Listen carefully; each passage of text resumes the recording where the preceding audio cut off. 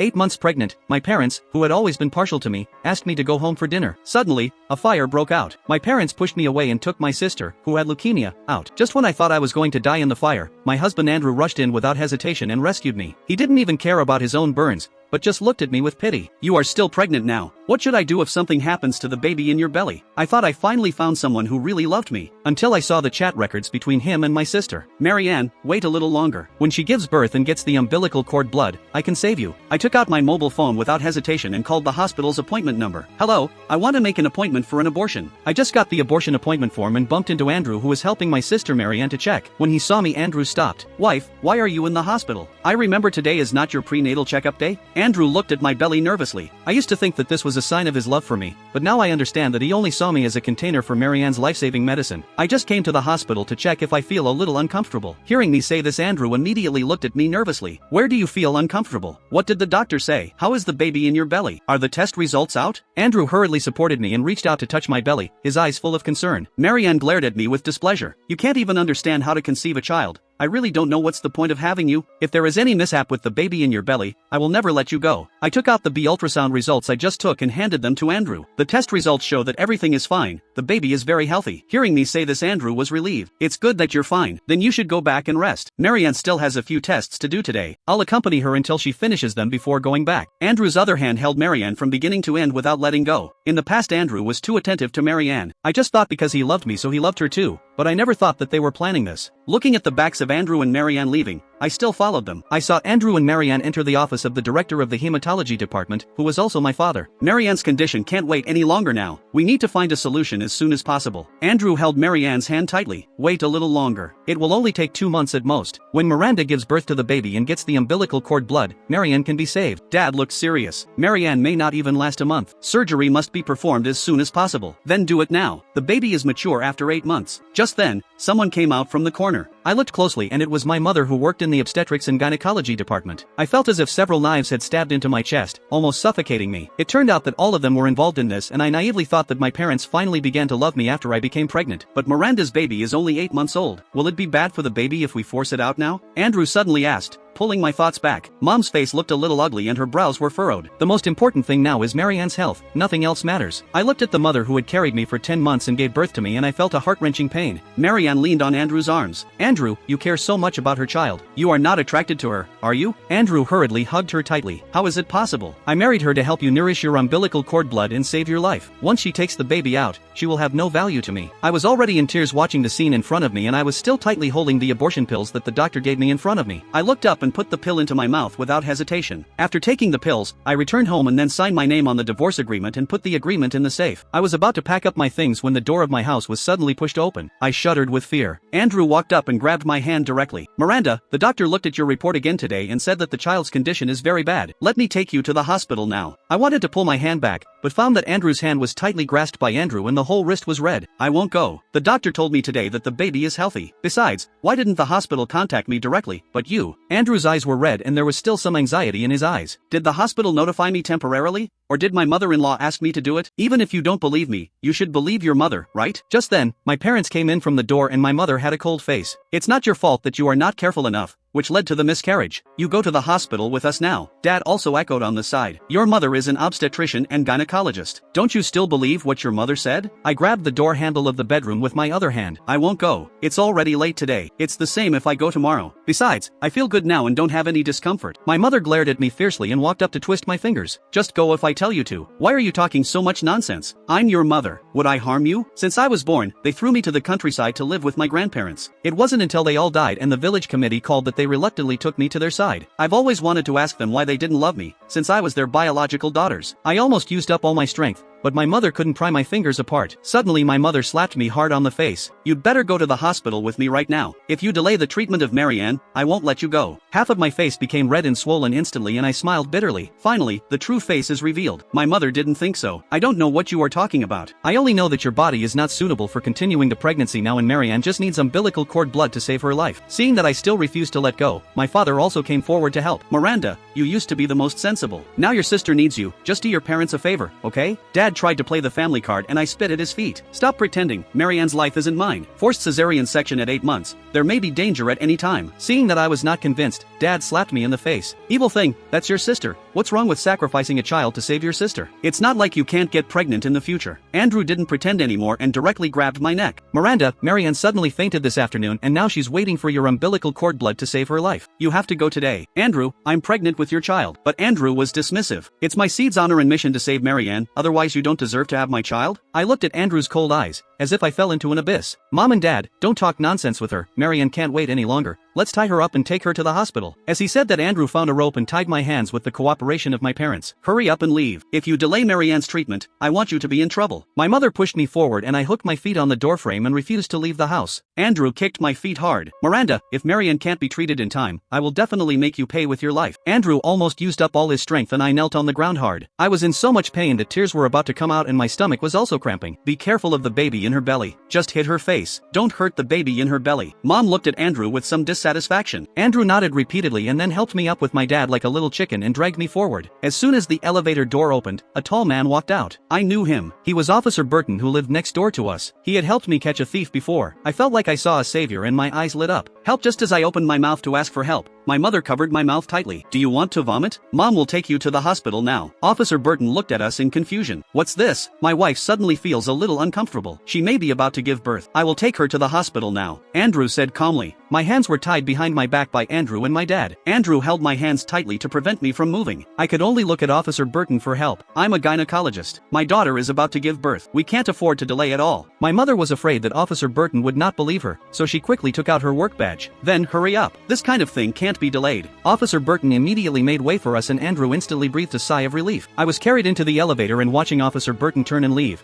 my expectation in my heart instantly turned into despair. Little bitch, I almost asked you to complain to that policeman. Do you know that you are harming your own sister by doing this? How can you be so vicious? As soon as the elevator door closed, my mother pinched my arm fiercely. The piercing pain made me cry non-stop. Just then, my father's cell phone rang. Dr. Garfield, your daughter Marianne suddenly has a high fever. Please come back quickly.